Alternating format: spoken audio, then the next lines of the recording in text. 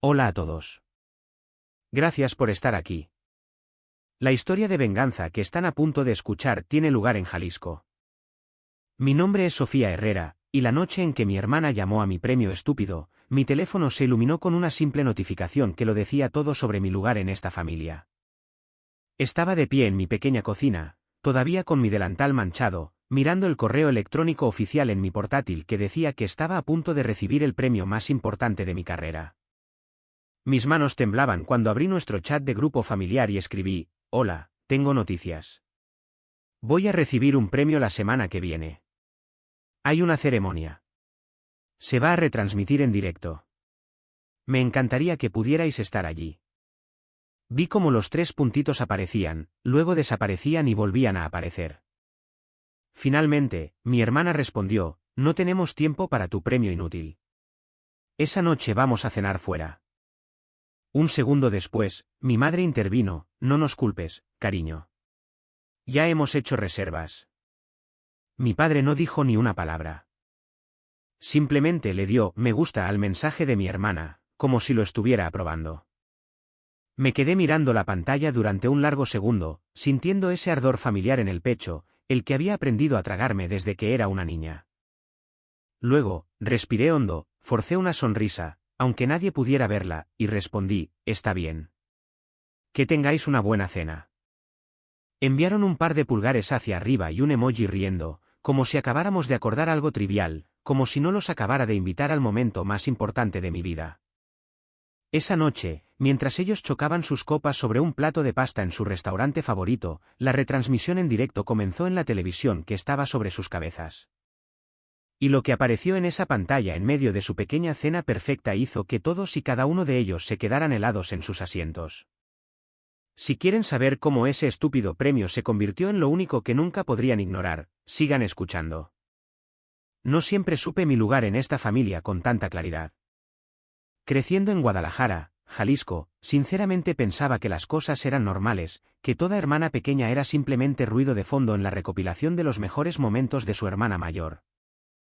Mi hermana, Daniela, fue la estrella desde el minuto en que aprendió a echarse el pelo hacia atrás y a sonreír para una cámara. Era 5 años mayor, ruidosa, encantadora, el tipo de chica que podía convertir un viaje al supermercado en una historia completa en Instagram. Mis padres, Roberto y Elena, decían que solo estaban apoyando su confianza. Pero la verdad era que nuestra casa giraba en torno a sus estados de ánimo, sus horarios, sus crisis. Cuando Daniela no entró en el equipo de porristas un año, tuvimos una reunión familiar al respecto, seguida de helado y una charla de ánimo. Cuando gané un concurso de cocina en la secundaria con una simple receta de pollo asado que había practicado durante semanas, mi madre dijo: «Qué bien, cariño», y luego se giró para preguntarle a Daniela cómo iba su proyecto en grupo. Para cuando tenía 13 años, había descubierto que el único lugar donde me sentía vista era en la cocina. ¿Conocen a esos niños que desaparecen en los videojuegos? Yo desaparecía en las recetas mientras Daniela estaba probando nuevos salones de belleza o suplicando a mis padres dinero para otro viaje de fin de semana. Estaba pegada a los vídeos de cocina en una tableta vieja, pausando y rebobinando para aprender a picar cebollas sin llorar o a hacer que el pan subiera correctamente en una fría cocina de Guadalajara. Empecé a hornear galletas y pequeños panes de plátano, entregándolos a los vecinos solo para ver la cara de alguien iluminarse cuando daban un bocado. Con el tiempo, empecé a venderlos en el tianguis local los sábados. Me quedaba allí, detrás de una temblorosa mesa plegable con mi pequeño cartel escrito a mano, y los desconocidos me decían: «Esto es increíble. ¿Lo has hecho tú misma?». Y durante unas horas, sentía que importaba. En casa, sin embargo, era diferente. Mi padre suspiraba sobre cuánto tiempo pasaba jugando en la cocina. Y mi madre no paraba de decirme que debería ser más como Daniela y pensar en una carrera de verdad, algo glamuroso o corporativo. Escuchaban a Daniela hablar durante horas sobre su trabajo en una boutique de moda y sus planes de hacerse famosa en las redes sociales. Pero cuando intentaba explicar una nueva receta que estaba probando, asentían educadamente, miraban sus teléfonos y cambiaban de tema. Aprendí pronto que en mi familia, lo que yo amaba se consideraba, en el mejor de los casos, un pasatiempo, en el peor, una distracción. ¿Alguna vez han sentido esa punzada silenciosa de darse cuenta de que las personas que se supone que mejor te conocen solo te ven como el extra en la historia de otra persona? Ese sentimiento se convirtió en el combustible que me empujó fuera de nuestra casa y directamente al único lugar donde mi pasión realmente contaba. Irme de Guadalajara fue menos como perseguir un sueño y más como escaparme de una vida que nunca fue realmente mía. Cuando me aceptaron en un programa culinario en la Ciudad de México, mis padres lo trataron como si me hubiera inscrito en un campamento de verano prolongado en lugar de una escuela seria. Daniela bromeó, ¿así que vas a gastar todo ese dinero solo para aprender a picar verduras? Mi madre la mandó a callar, pero sonreía al hacerlo. Mi padre me abrazó en el aeropuerto y dijo, solo asegúrate de tener un plan de respaldo, ¿vale? No todo el mundo puede triunfar en la gastronomía. Asentí, pero por dentro me hice una promesa. Nunca volvería como la chica que ellos pensaban que solo estaba jugando a ser chef. La Ciudad de México era ruidosa, caótica, y de alguna manera, exactamente lo que necesitaba. Pasaba mis días en cocinas calientes en la escuela, y mis noches trabajando a tiempo parcial en una pequeña cafetería que olía a expreso y a pan recién hecho. Quemé platos, me corté los dedos, lloré en cámaras frigoríficas, y aún así me despertaba cada mañana con más ganas. Uno de mis instructores me recomendó para un puesto en un restaurante de alta cocina en Polanco dirigido por el chef Antonio Reyes, un nombre que solo había visto en revistas de lujo. Trabajar para él fue como ser arrojada a una tormenta. Gritaba, exigía perfección y se daba cuenta de todo. Pero cuando me vio emplatar un simple plato de zanahorias asadas con una salsa de yogur y hierbas que yo había modificado una docena de veces, hizo una pausa y dijo, tienes un punto de vista. No lo pierdas. Esas 5 palabras hicieron más por mí que todos los comentarios de «sé más como tu hermana» que había escuchado en casa. Empecé a experimentar con formas de hacer la comida casera más ligera, más fresca, pero igualmente satisfactoria. Una noche, después del servicio, grabé un vídeo rápido en la pequeña cocina del personal, preparando una hamburguesa vegetariana a la parrilla con mi propio aderezo casero. Lo publiqué en línea sin pensarlo mucho. Una semana después, el vídeo se había vuelto viral.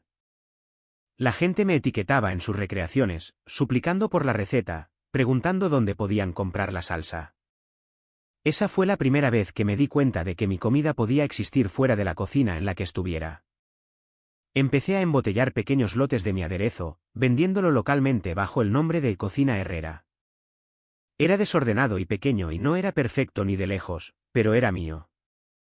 Llamé a mis padres para decirles que mi salsa se estaba agotando en un mercado local. Mi madre dijo, «Qué mono, cariño», y luego le pasó el teléfono a Daniela para que me contara sobre una nueva colaboración con un fotógrafo local. Como de costumbre, mi pequeña victoria era solo ruido de fondo para sus grandes planes.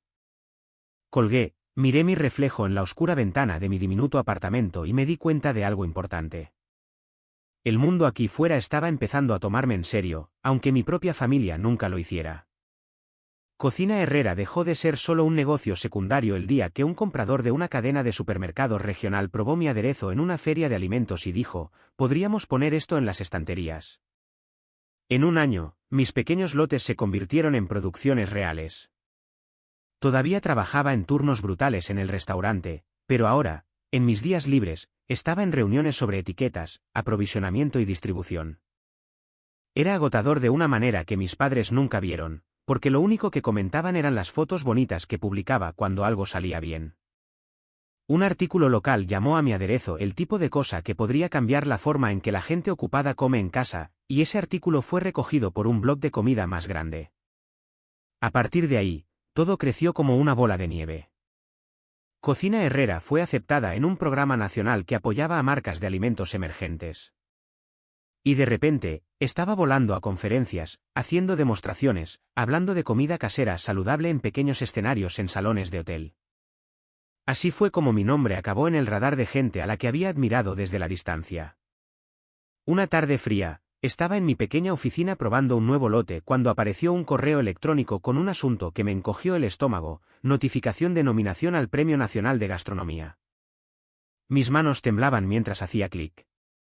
No solo me estaban nominando, me estaban diciendo que yo era la chef revelación del año, de ese año. Habría una ceremonia en la Ciudad de México en un hotel que solo había visto en la televisión, y el evento se retransmitiría en directo en un canal nacional de comida. Por un minuto, me quedé sentada mirando la pantalla, escuchando los latidos de mi propio corazón. Luego, a pesar de todo, mi primer instinto fue compartirlo con mi familia.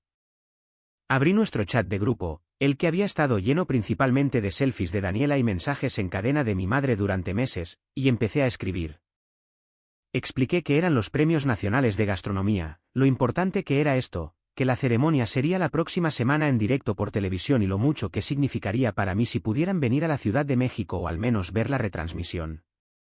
Pulsé enviar y vi aparecer la pequeña marca de entregado. Aparecieron 3 puntos, desaparecieron, volvieron a aparecer.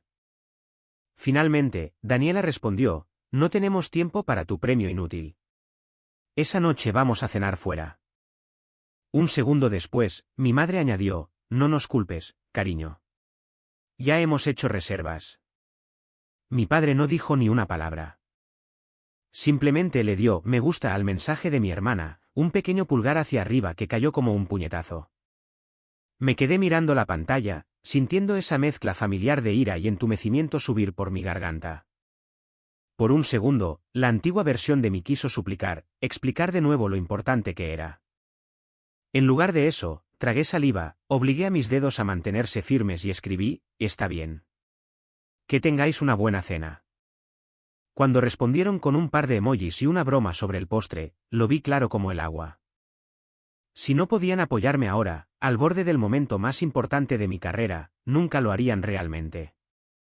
Lo que no sabía entonces era que el universo estaba a punto de asegurarse de que vieran cada segundo de todos modos. La noche de la ceremonia, la Ciudad de México parecía un planeta diferente en comparación con el chipichipi gris que había dejado atrás en Guadalajara. El Hotel St. Regis en la Ciudad de México resplandecía, todos suelos de mármol y candelabros, y gente que olía a perfume caro y a éxito. Me quedé en el vestíbulo, agarrando mi invitación, con un vestido negro sencillo pero elegante para el que había ahorrado. Y por un momento, me sentí como una impostora que se había colado accidentalmente en la vida de otra persona.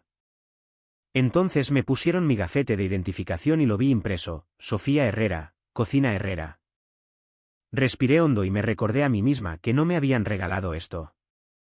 Me había ganado cada ampolla, cada quemadura, cada noche sin dormir. Detrás del escenario, el aire vibraba con nervios y laca. Vi de reojo a chefs que solo había visto en la televisión, a presentadores ensayando sus líneas, a operadores de cámara haciendo la cuenta atrás en voz baja. El chef Antonio había volado hasta allí y me encontró junto a los dispensadores de agua, dándome un rápido abrazo.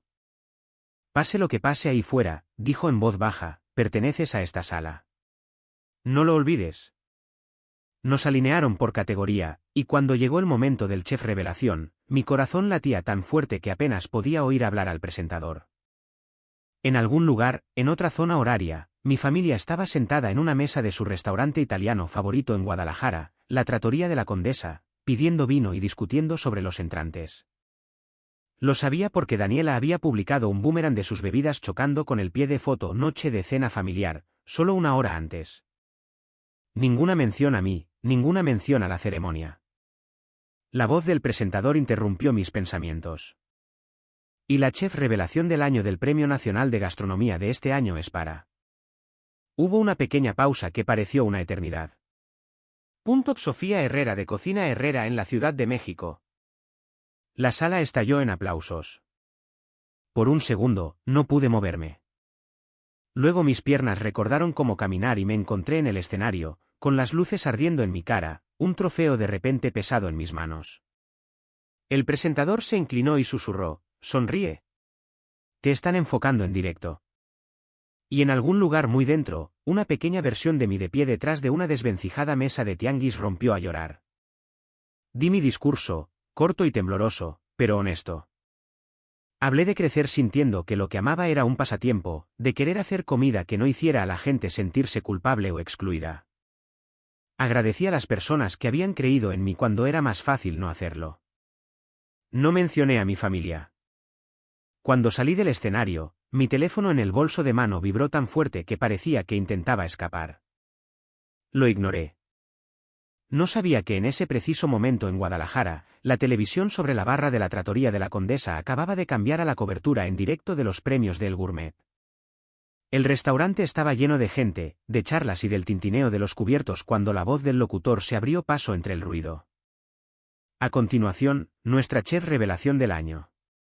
Una joven que empezó en los tianguis de Guadalajara, Jalisco, y que ahora está cambiando la forma en que la gente ocupada come en todo el país. La cámara enfocó mi cara en el escenario, mi nombre en letras enormes en la parte inferior de la pantalla. Sofía Herrera, dijo claramente el presentador, de Cocina Herrera. En la mesa bajo el televisor, el tenedor de mi padre se congeló a medio camino de su boca. Mi madre giró lentamente la cabeza hacia arriba, con los ojos muy abiertos. La copa de vino de Daniela se detuvo justo antes de sus labios mientras entrecerraba los ojos hacia la pantalla, como si su cerebro se negara a aceptar lo que sus ojos veían. A su alrededor, la gente empezó a murmurar. Un mesero miró de la televisión a su mesa, atando cabos. Alguien en la barra dijo, «Un momento, ¿no es esa tu hija? ¿No acabas de decir que estaba en una escuela de cocina o algo así?» Otro comensal sacó su teléfono y empezó a grabar el momento, captando el segundo exacto en que mis padres se dieron cuenta de que el premio que habían llamado inútil estaba siendo retransmitido sobre sus cabezas a todo el restaurante.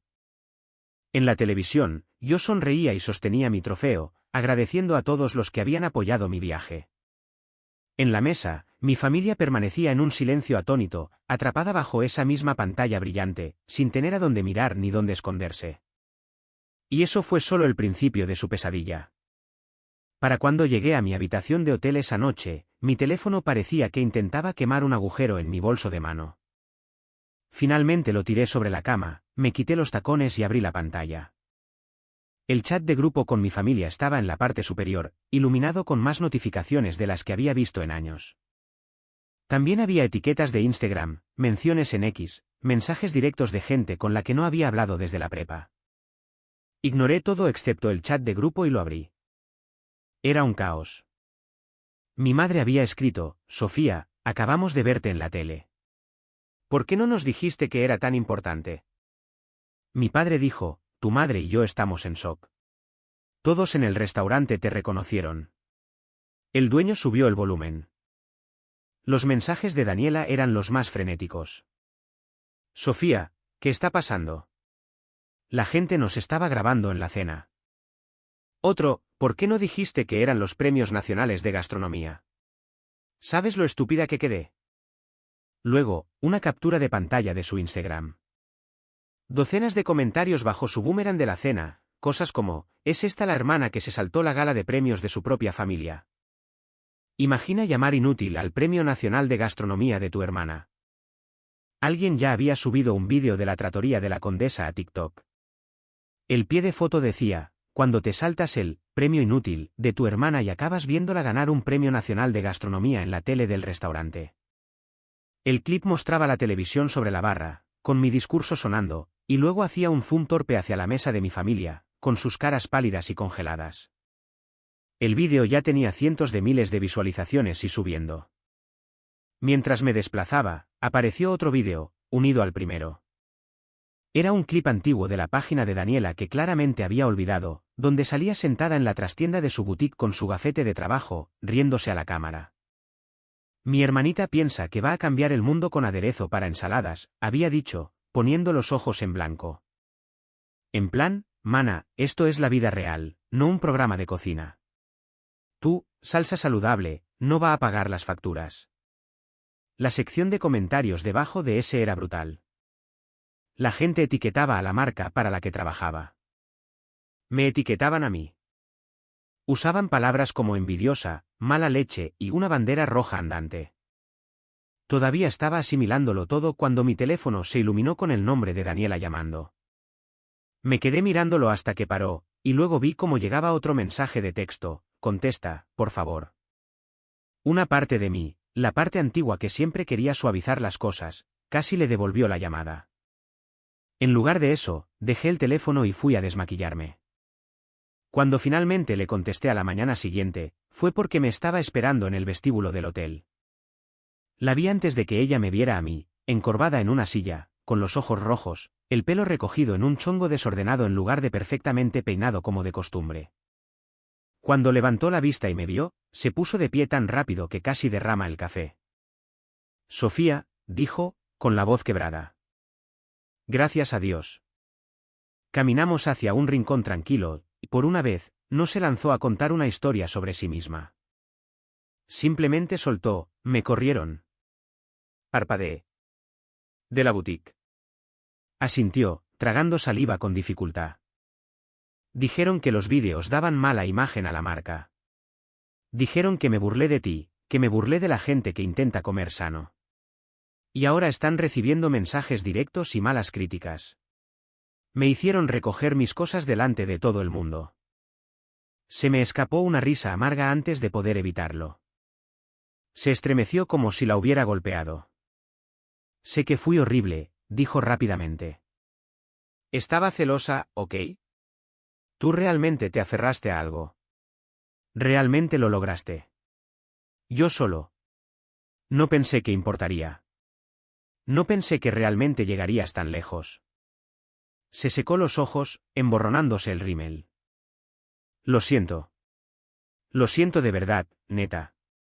Necesito empezar de nuevo, y esperaba que tal vez pudieras, no sé, presentarme a alguien, ayudarme a conseguir un trabajo en tu mundo.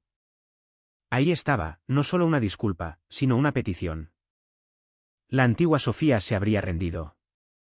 En cambio, sentí que una calma se apoderaba de mí.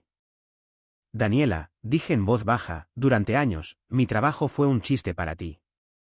Mis mayores metas eran, monas, o, inútiles. Tú no eres la razón por la que empecé Cocina Herrera, y no vas a ser la razón por la que contrate a nadie. Me miró, atónita. Así que simplemente vas a dejar que me hunda. Negué con la cabeza. No, voy a dejar que nades por tu cuenta por una vez. Sus ojos se llenaron de lágrimas frescas, pero no aparté la mirada. He terminado de ser la extra en tu historia, añadí. Y definitivamente no voy a dejar que mi carrera se convierta en tu plan de respaldo ahora. Cuando Daniela se quedó allí con los ojos enrojecidos, me di cuenta de que era la primera vez que hablaba con ella sin hacerme pequeña. Nos quedamos en ese rincón tranquilo del hotel por un segundo, escuchando el zumbido del aire acondicionado y las voces apagadas que llegaban del vestíbulo. Luego, soltó un suspiro y se miró los zapatos. Has cambiado, dijo. Me encogí de hombros. En realidad no. Solo dejé de fingir que lo que dices no duele. Soltó una pequeña risa sin humor. ¿Y ahora qué? ¿Simplemente fingimos que no somos hermanas? Negué con la cabeza. No, seguimos siendo hermanas, pero he terminado de intentar demostrarte nada. Voy a centrarme en mi vida y tú vas a lidiar con tus decisiones. Eso es todo. No dije como anoche, pero ambas sabíamos a qué me refería. La conversación terminó en ese espacio extraño e inconcluso. Le di un abrazo rápido, más por costumbre que por consuelo, y luego me dirigí al ascensor. Mientras las puertas se cerraban, la vi hacerse cada vez más pequeña, y por primera vez en mi vida, no me sentí culpable por alejarme. Las semanas posteriores a los premios fueron un torbellino. Una vez que se emitió esa retransmisión, Cocina Herrera pasó de ser una marca de nicho genial a todo el mundo habla de ti de repente. Mi bandeja de entrada era una locura. Solicitudes de prensa, ofertas de colaboración, inversores aleatorios que querían una parte de lo que fuera que pensaran que tenía. Uno de ellos era Leo Garza, un tipo al que solo había visto citado en artículos sobre startups de alimentos y bebidas. Nos reunimos en una pequeña cafetería en la Ciudad de México que parecía sacada directamente de Pinterest. Y después de una pequeña charla, puso su teléfono boca abajo sobre la mesa y se puso serio. Sofía, dijo, la gente no solo está comprando tu aderezo, está comprando tu historia. ¿Has pensado en darles un lugar para vivirla de verdad? No solo un producto, sino un espacio. Pensé en todas esas mañanas en el Tianguis de Guadalajara, de pie detrás de esa mesa plegable inestable, esperando que alguien se detuviera y probara una muestra. Pensé en todas las veces que mi familia desestimó mis recetas como una fase que eventualmente superaría. Ahora, aquí había alguien hablando de mi comida como si fuera un mundo entero. Sí, dije, lo he pensado. Solo que nunca pensé que tendría la oportunidad tan pronto. Leo sonrió. Esto no es suerte. Así es como se ve cuando años de trabajo finalmente aparecen en el radar de otras personas. Así que, empezamos a construir. No fue glamuroso. Hubo largas reuniones que no llegaron a ninguna parte, borradores de menú que no se sentían bien, presupuestos que me daban dolor de cabeza y tableros de diseño que se rompían y se volvían a empezar. Pero, por una vez, no sentí que estuviera arrastrando a todos los demás. Tenía un equipo que realmente creía en lo que estaba haciendo. No trataban mis ideas como un pasatiempo mono, las trataban como una marca. Cuando el primer restaurante Cocina Herrera finalmente abrió en la Ciudad de México, entré antes de que abrieran las puertas y me quedé allí de pie por un minuto, asimilándolo todo.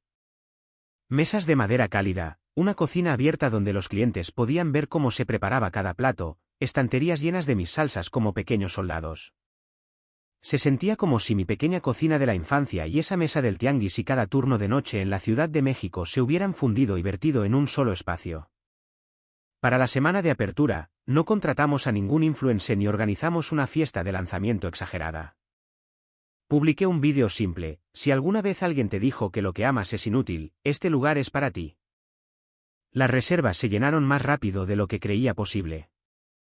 La gente no solo venía a comer, venía a hablar. Me contaron sobre dejar trabajos corporativos para dedicarse a la repostería, sobre cómo se reían de ellos por pintar, hacer streaming, escribir, diseñar. Hablaron de familiares que ponían los ojos en blanco ante sus sueños. Se sentaron en mis mesas, comieron mi comida y me miraron como si yo fuera la prueba de que tal vez, solo tal vez, no estaban locos por preocuparse por lo que amaban. Una noche, después de cerrar, estaba sentada en la barra revisando correos electrónicos, picoteando un bol de pasta sobrante cuando mi teléfono vibró. Era mi madre. Desde los premios, me había estado enviando largos mensajes de texto, disculpas, actualizaciones, historias sobre gente de su escuela que presumía de haberme visto en la televisión. Siempre respondía educadamente, pero lo mantenía superficial. Esta vez, contesté. ¿Estás ocupada?, preguntó, con una voz más baja de lo que recordaba. Todavía estoy en el restaurante, dije, pero ya casi terminamos de limpiar. Respiró hondo. Hoy vino un padre a verme. Su hija quiere dedicarse a las artes culinarias y les preocupa que no lo consiga. Empecé a contarles sobre una chica de Guadalajara que solía vender productos horneados en el tianguis y que acaba de ganar un premio nacional de gastronomía. Hizo una pausa. Les hablé de ti. Me preguntaba si estarías dispuesta a hablar con ella alguna vez, tal vez por Zoom. Me quedé sentada por un segundo, mirando las filas de copas colgadas boca abajo sobre la barra. Hubo un tiempo en que algo así me habría hecho llorar en el acto. Ahora, todo lo que sentía era una calidez constante. Sí, dije, puedo hacer eso. Que le envíe un correo electrónico a mi equipo y lo organizaremos. La oí soltar un suspiro como si lo hubiera estado conteniendo todo el día. Gracias, dijo. Luego, después de una pausa, sé que me equivoqué mucho, Sofía. No espero que simplemente lo olvides, pero estoy tratando de hacerlo mejor. De verdad que sí. Hace unos años, esas palabras me habrían dejado por los suelos. Esta vez, se asentaron suavemente. Sé que lo estás intentando, dije, y lo aprecio. Pero tienes que entender que he construido una vida que no depende de que creas en mí. Ya no soy esa niña que ruega por ser vista. Mi madre soltó una pequeña risa temblorosa. Creo que esta podría ser la primera vez que realmente lo entiendo, dijo. Después de eso, las cosas con mis padres no se volvieron mágicamente perfectas, pero se volvieron normales de una manera que nunca antes lo habían sido. Mi padre empezó a enviarme fotos de comidas que cocinaba de mis vídeos. Mala iluminación, emplatado desordenado, pies de foto como me rifé, con 3 emojis de pulgar hacia arriba. Me burlaba de él, pero debajo de las bromas, estaba genuinamente orgullosa de que lo intentara. En cuanto a Daniela, se mantuvo en silencio después de nuestro encuentro en el hotel. Escuché fragmentos de mi madre. Se había mudado de su lujoso apartamento en el centro, había encontrado un apartamento más barato, había aceptado un trabajo de dependienta en una tienda normal sin aro de luz, sin ropa gratis, sin eventos de marca. Vida real, sin filtros. Meses después, apareció un correo electrónico en mi bandeja de entrada de una dirección que no reconocí. El asunto solo decía, soy yo. Era de Daniela. No puso excusas. Me contó lo que se sintió al recoger su escritorio mientras sus compañeros de trabajo miraban. Escribió sobre estar sentada sola en un apartamento más pequeño, dándose cuenta por primera vez de que los me gusta y las visualizaciones no iban a pagar el alquiler. Dijo que una de sus nuevas clientas, una mujer mayor, entró hablando de cómo había empezado a comer más sano gracias a esta joven en la televisión que hace un aderezo para ensaladas que no sabe a castigo, y lo orgullosa que estaba de esa chica. Sabía que estaba hablando de ti, escribió Daniela. Me quedé allí asintiendo y pensando, una vez llamé estúpido a ese premio. No espero que arregles nada para mí. No me debes un trabajo, una mención o una segunda oportunidad. Si nunca respondes a esto, lo entenderé. Solo quería que supieras que ahora veo lo que hice. Y estoy tratando de ser alguien que no derriba a otras personas solo porque tiene miedo de no estar nunca a la altura. No respondí de inmediato. La antigua yo se habría apresurado a responder, a consolar, a arreglar las cosas. La versión de mí que firmó ese correo electrónico, Sofía Herrera, chef/fundadora, sabía que no tenía que hacerlo. No estaba interesada en la venganza por la venganza. El objetivo no era ver sufrir a Daniela. El objetivo era que, finalmente, la gente tuviera que vivir con la realidad que había creado. Una noche, después de un servicio ajetreado, coloqué mi teléfono en la barra y le di a grabar, planeando filmar una receta rápida. Pero lo que salió en su lugar fue algo diferente. Muchos de ustedes me enviaron mensajes diciendo que su familia piensa que su sueño es estúpido, comencé. Lo llaman una fase, un pasatiempo, una pérdida de tiempo. Ojalá pudiera decirles que si trabajan lo suficiente, cambiarán de opinión de inmediato, pero no siempre es así. Hablé de crecer en una casa donde lo que más amaba era tratado como ruido de fondo. No mencioné a mi familia por su nombre, pero tampoco suavicé cómo se sentía. Esto es lo que he aprendido, dije. A veces, las personas que se supone que deben creer en ti simplemente no lo hacen. No de inmediato, tal vez nunca. Eso no significa que tu sueño esté mal. Significa que quizás tengas que plantarlo en otro lugar primero, en un mercado, en un pequeño estudio, en un pequeño canal de YouTube, lo que sea que eso signifique para ti. Les conté cómo vi mi cara aparecer en una televisión en un restaurante donde mi propia familia había ido para evitar mi premio inútil. Les conté cómo se sintió eso, no de una manera mezquina, sino de una manera de así es la vida real.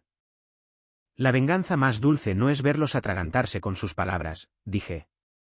Es construir una vida tan sólida que su opinión deje de ser el centro de tu universo. Cuando te mantienes sobre tus propios pies, o se adaptan o no lo hacen. Esa parte depende de ellos.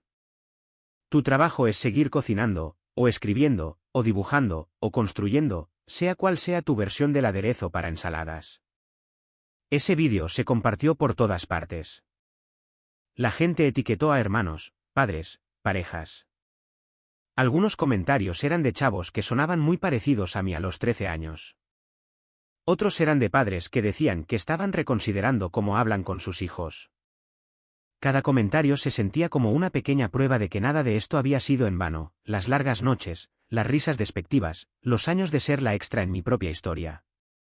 Unas semanas más tarde, después de cerrar una noche, me quedé sola en la cocina.